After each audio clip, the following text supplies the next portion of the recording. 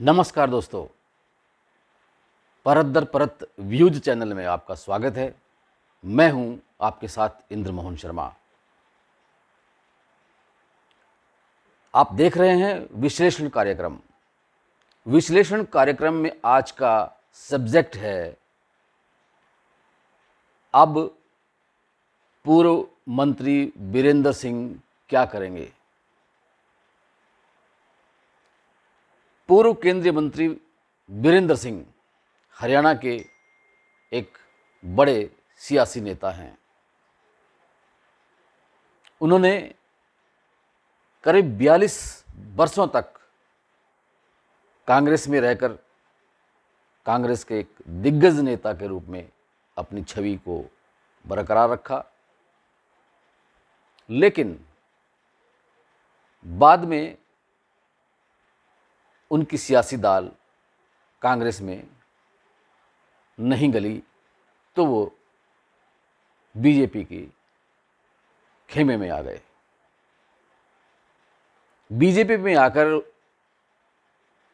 वे प्रधानमंत्री नरेंद्र मोदी के मंत्रिमंडल में मंत्री भी बन गए। इतना ही नहीं, उन्होंने अपने बेटे बृजेंद्र सिंह को हिसार लोकसभा क्षेत्र से सांसद भी बनवा लिया और अपनी सियासत में इजाफा कर लिया। लेकिन जो एक टीस थी उनके मन में, वो ये थी कि हरियाणा विधानसभा की जो उचाना सीट है, जिससे चौधरी वीरेंद्र सिंह हमेशा जीतते रहे और सत्ता के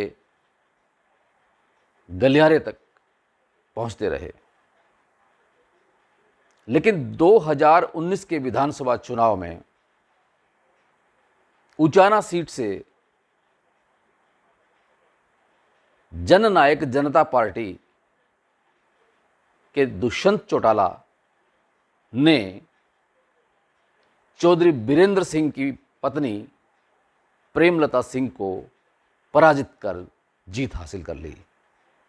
इतना ही नहीं, उस जीत के बाद दुष्यंत चौटाला ने जेजेपी का गठबंधन बीजेपी के साथ कर लिया, क्योंकि बीजेपी बहुमत में नहीं आई थी और बीजेपी की मजबूरी थी गठबंधन करने की सरकार में फिर से सत्तासीन होने के लिए।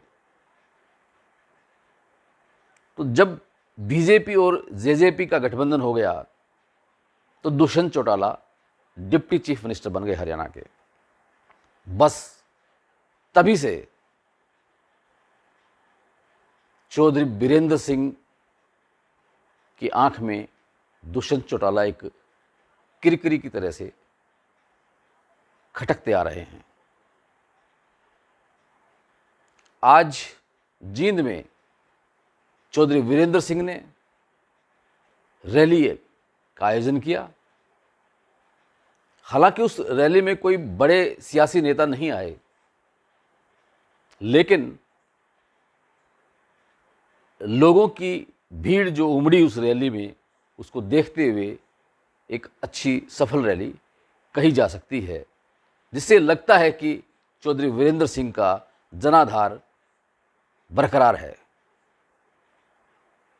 लेकिन वह भीड़ क्या उनके पक्ष में कभी वोटों के रूप में तब्दील हो सकेगी या नहीं हो सकेगी, ये आने वाला वक्त बताएगा।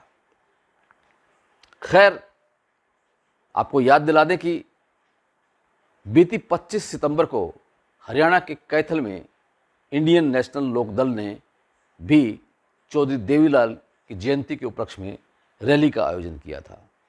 उस रैली में भी चौधरी बीरेंद्र सिंह ने शिरकत की थी और उन्हें ये उम्मीद थी कि शायद उनकी इस जींद रैली में इंडियन नेशनल लोकदल के नेता के रूप में कोई प्रतिनिधित्व करने जरूर आएगा, लेकिन नहीं आया इंडियन नेशनल लोकदल की तरफ से। खैर, इस रैली को संबोधित करते हुए चौधरी बीरेंद्र सिंह ने, जो मन में एक खटक थी, एक कसक थी दुष्यंत चौटाला के प्रति, जेजेपी के प्रति, वो खुल करके उन्होंने कह दी। उन्होंने यह भी कहा कि कांग्रेस में वो राजीव गांधी और सोनिया गांधी के विश्वास पात्रों में से एक थे। बेशक कांग्रेस उन्होंने छोड़ी क्योंकि उन्हें मंत्रिमंडल में शामिल करने के लिए चिट्ठी भी आ गई थी और राष्ट्रपति भवन से पास भी आ गया था, लेकिन इसके बावजूद उनको मंत्रिमंडल में शामिल नहीं किया, तो उनका मन कांग्रेस से भटक गया और वो भाजपा के शरण में आ गए। भाजपा में आने के बाद केंद्रीय मंत्रिमंडल में भी रहे और जो अपने बेटे बृजेंद्र सिंह हैं, जो कि आईएएस भी हैं, और उनको आईएएस से नौकरी से, सरकारी नौकरी से वीआरएस लेकर के उनको हिसार लोकसभा क्षेत्र से भाजपा के टिकट पर चुनाव लड़वाया और वो जीत गए। लेकिन चौधरी बीरेंद्र सिंह बीजेपी में रहते हुए अंदर ही अंदर से कसमसाहट सी महसूस करते रहे हैं, क्योंकि उचाना विधानसभा क्षेत्र से दुष्यंत चौटाला ने जीत दर्ज करवाकर अपनी अलग से पैठ वहां बना ली। वो चौधरी बीरेंद्र सिंह और उनके परिवार को और उनके समर्थकों को रास नहीं आ रहा। चौधरी बीरेंद्र सिंह अक्सर जहां कहीं भी वो बोलते तो ये कहा करते हैं कि अगर जेजेपी के साथ बीजेपी ने गठबंधन नहीं छोड़ा तो हरियाणा में फिर से बीजेपी की सरकार सत्ता में नहीं आ सकती। उनका इशारा साफ था कि जेजेपी को बीजेपी बाहर का रास्ता दिखा दे, क्यों कि उनका ये आरोप है कि जेजेपी के जो बड़े नेता हैं उन्होंने भ्रष्टाचार और लोगों को धोखा देने में कोई कसर नहीं छोड़ी है। उन्होंने ये भी आरोप लगाया कि अगर आप सीधे किसी काम के लिए जाते हैं तो आपसे 8% कमीशन के रूप में लिया जाता है, और अगर किसी बिचौलिए के साथ जाते हो तो 10% कमीशन लिया जाता है। एक बहुत बड़ा आरोप है जेजेपी के नेताओं पर। वो जेजेपी के नेता इन आरोपों को क्या जवाब देंगे ये तो आने वाला वक्त बताएगा। बीजेपी जेजेपी के साथ गठबंधन रखती है या नहीं रखती है ये बीजेपी का हाईकमान बताएगा। लेकिन चौधरी बीरेंद्र सिंह ने एक और जहां इस रैली के जरिए कांग्रेस के प्रति अपनी आस्था व्यक्त की है, वहीं बीजेपी के प्रति भी आस्था व्यक्त की है और ये कहा है कि प्रधानमंत्री नरेंद्र मोदी और बीजेपी की सरकार ने उनको पूरा सम्मान दिया है। लेकिन किसान आंदोलन के दौरान चौधरी बीरेंद्र सिंह ने किसानों का समर्थन दिया। इतना ही नहीं,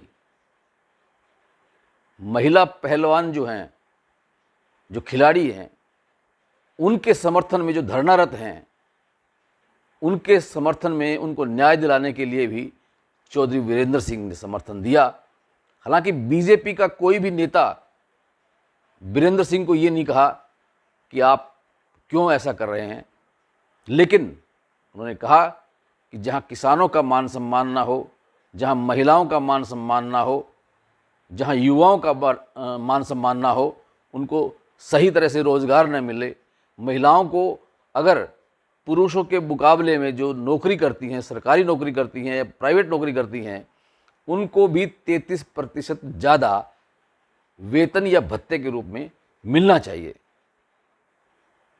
अगर ऐसा नहीं होता है तो वो सिर्फ अपना एक अलग से रास्ता चुनेंगे। अब देखना ये है कि क्या चौधरी बीरेंद्र सिंह कांग्रेस में जाएंगे या बीजेपी में रहेंगे, ये तो आने वाला वक्त बताएगा। लेकिन ये चौधरी बीरेंद्र सिंह की एक प्रेशर टैक्टिस भी है। अब वो देखना चाहते हैं कि कौन इनको ज़्यादा भाव देता है। खैर, विश्लेषण में आज इतना ही। कल फिर किसी नए सब्जेक्ट को लेकर विश्लेषण करेंगे। तब तक के लिए इंद्र मोहन शर्मा को इजाज़त दीजिए। धन्यवाद।